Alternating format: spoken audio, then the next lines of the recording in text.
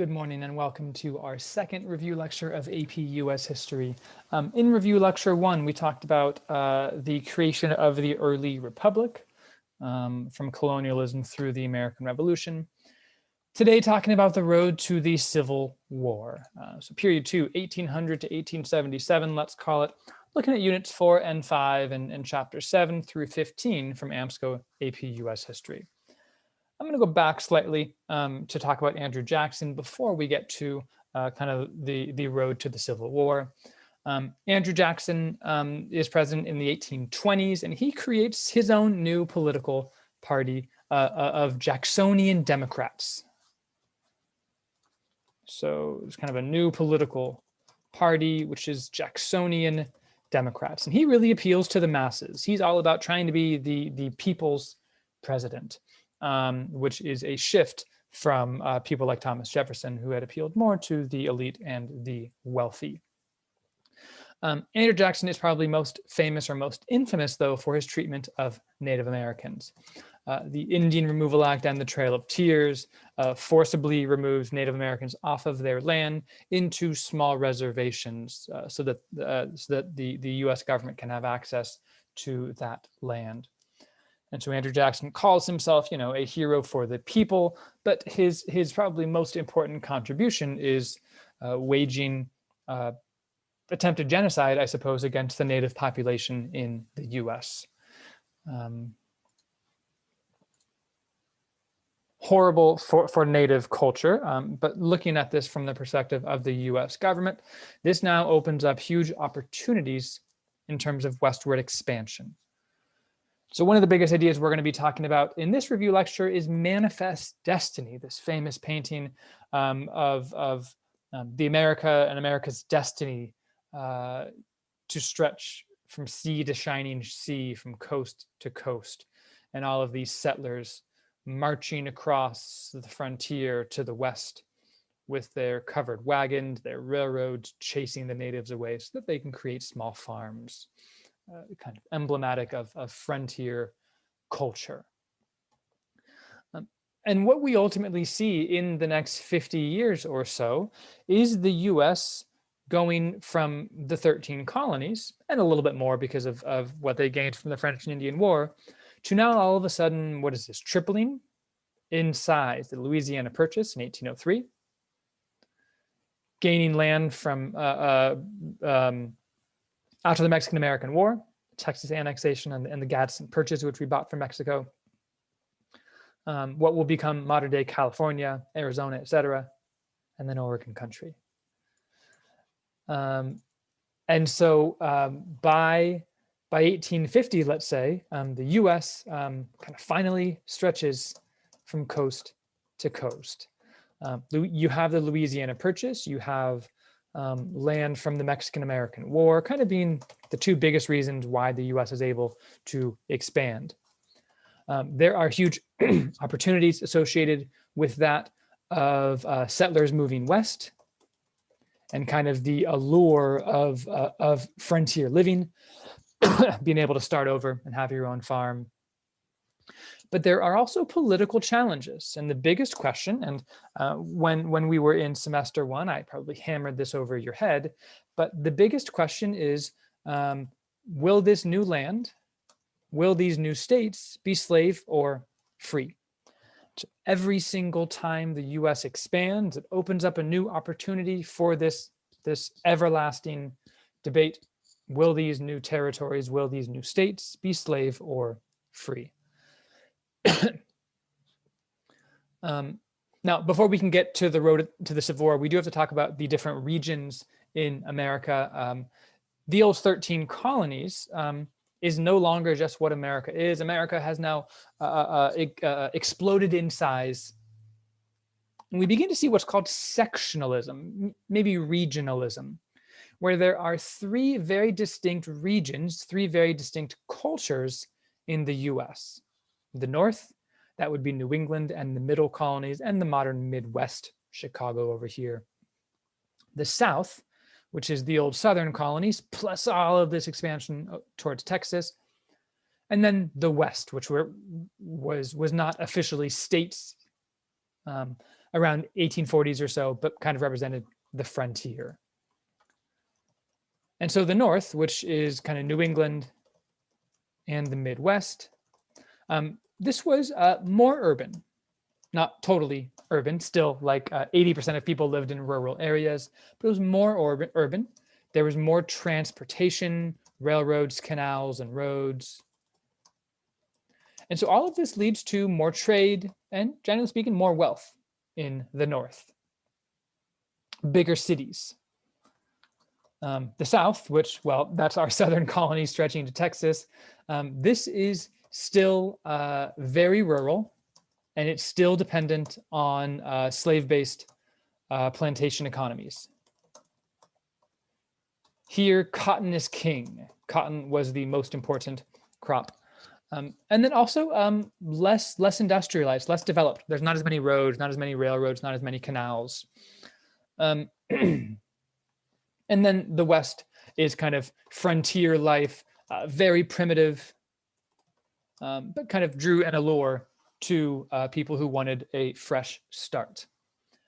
And then I'll also maybe add increased immigration, especially from Asia, whereas I'll say here, we've increased immigration from especially Germany and Ireland at this time. Now, one thing to point out about these different regions, knowing the different regions is important because we can already kind of see, once the Civil War starts, North versus South, we can already kind of see the advantage the North is going to have. They're more industrialized, they're wealthier, they've got more transportation systems to manufacture weapons and transport supplies. And we can also already kind of see the weakness the South is going to have. Not very industrialized, a huge slave population that might turn against their owners, still very rural. But I do also want to point out the antebellum economy, the pre-Civil War economy. The North depended on the South and the South depended on the North. It was a symbiotic relationship. And so there was actually an incentive for the South to not industrialize. There was an incentive for the South to build up more plantations, to grow more crops, to have more slaves, because who's the South's biggest consumer of all of their crops? Well, it's the North. And so as much as some Northerners hated slavery, the Northern economy in some respects depended on Southern slavery. And as much as Southern folks sometimes looked down upon the Northerners who thought that they were, better than them and whatnot, and it'll obviously lead to the Civil War, the Southern economy depended on the North for purchasing many of their goods. But ultimately what we're seeing, okay, America begins to fracture into these different regions. And ultimately, we do see a clear path to the Civil War, all the way down from 1820 with the Missouri Compromise through the secession of South Carolina and the South in 1860 and 1861. The big question, and then you can brainstorm some specific examples. The big question at stake is, as all of these new states join, will they be free or slave? And bigger question, I suppose, for the US is the US going to be a country that allows slavery or not?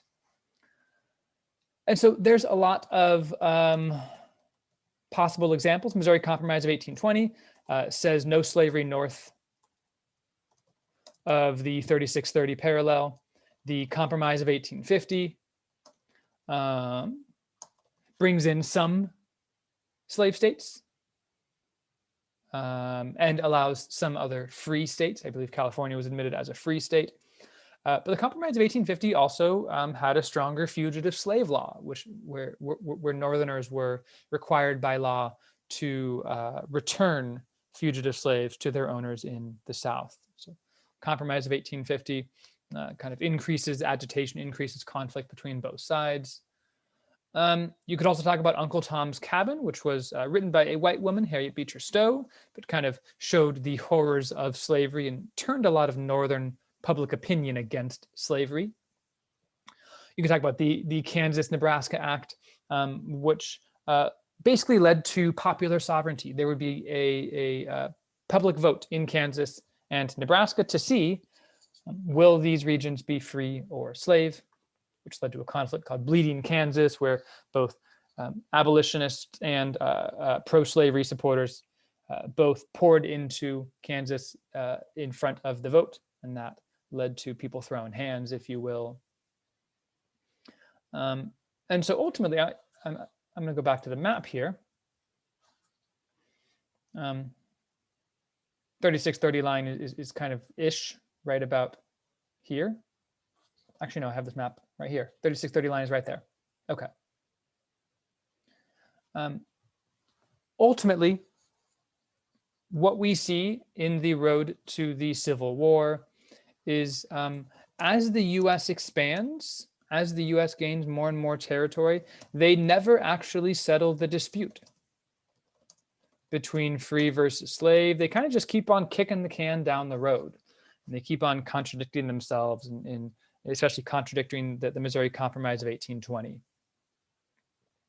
But ultimately, we see the Civil War. The North is the Union versus the South, which is the Confederacy. And you should, generally speaking, kind of know why the North won the Civil War. The biggest reason, I suppose I would say, is because they were more industrialized. They had more transportation, more supplies, things like that. The South had better generals, famous generals, Stonewall Jackson and Robert E. Lee. They still have, some of them still have statues up in the South, which is quite controversial. But ultimately, the North wins the Civil War. Some things that you probably need to know about the Civil War. You should know about Lincoln's views on slavery and how they evolved. At first, his only goal really was to preserve the Union. And he famously said, I don't much care about whether I free the slaves. If I could save the Union and free the slaves, great. If I could save the Union and there's still slavery, great. All he cared about at the beginning was preserving the Union, keeping the Union together. But he eventually kind of becomes anti-slavery or abolishes slavery. I'm going to say kind of when it's politically beneficial. So the Emancipation Proclamation is made when the North has the advantage, and when it's clear that they are going to start to be on the path to victory. And then the 13th Amendment, which officially abolishes slavery. Again, when victory is in hand, I suppose. Once the North finally wins this Civil War, again, this is a very quick lecture, we're left with the challenging business of Reconstruction. How do you reunite two regions that just fought against each other and up until this point had been the bloodiest war the world had ever seen? And so a few things that you need to know about. You need to know about the Reconstruction Amendments, if I can spell it right. The Reconstruction Amendments, the 13th abolished slavery. The 14th is all about citizenship to anyone born in the US, kind of equal protection of law. And then the 15th is all about the vote for all men, 21 and up. Now, the Reconstruction kind of goes in stops and starts for the next 12 years. Originally, all of the southern states, before they could be readmitted into the Union, a certain number of them had to swear loyalty to the Constitution. They had to rewrite their own state constitutions in order to abolish slavery and to, promise allegiance, I suppose, to the federal government. And then many of the old Confederate leaders were banned from participating in future political life in the South. Ultimately, Reconstruction, well, let's say here, let's do successes and failures. Ultimately, some of the successes of Reconstruction, let me zoom in a little bit. So some successes is that the South kind of reintegrates to the Union, or I'm going to say they rejoin actually. We also have new state constitutions, but failures, there are quite a few. The South introduces black codes, nicknamed black codes, or kind of eventually Jim Crow laws, to continue to discriminate against free blacks. And ultimately, Reconstruction does fail with the Compromise of 1877. It's a disputed election, and in order for the Northern Republicans to get their candidate to win, they had to promise to remove all federal troops from the South. So we'll say federal troops, leave the South in 1877, and Reconstruction is over. But again, the South is also free to create discriminatory laws now that the North has left. And so much of the story of Reconstruction is a political conflict between the North and the South, but you also have millions of formerly enslaved people who are now freed. And so you have the challenges of newly freed African Americans in the South. You have opportunities. I mean, freedom, they officially, technically, legally have the vote. Many of them move to the North eventually with what's called the Great Migration. That's more late 1800s, though. Oh, sorry, I should add the Freedmen's Bureau, another good opportunity, which offered services and support to these newly freed African Americans. But also challenges. The biggest is sharecropping. Many of these formerly enslaved people, these newly freed African Americans, they didn't have any money because they weren't paid as slaves. They didn't have much education because it was illegal for them to know how to read. And so many of them ended up working on the same land as when they were slaves. And rather than being being formal slaves, they would become debt slaves. They would work the land in exchange for paying a little bit of money to their landowner, but they'd become so massively in debt, the system was rigged against them, that they would basically become slaves in everything but name only. So sharecropping, and then also those black codes which discriminated against blacks in the South. Since the federal government had left, they were kind of free to do that. And so pause here if you need to, as we're reviewing period 2. Much of the first half of the 1800s it's two stories. It's the expansion of the US and the opportunities and challenges that presents. And then closely connected with that, as the US expands, they keep on running into the same debate that they refuse to solve. Is the US going to be a free or slave country? Will these new regions be free or slave? That dispute, as the US expands, that dispute eventually leads to the Civil War. Again, you should know a handful of key events: Missouri Compromise, Compromise of 1850, maybe Uncle Tom's Cabin, John Brown's Raid, whatever. And then when we look at the Civil War and Reconstruction, you should know why the North won the Civil War. You should know perhaps why Reconstruction failed.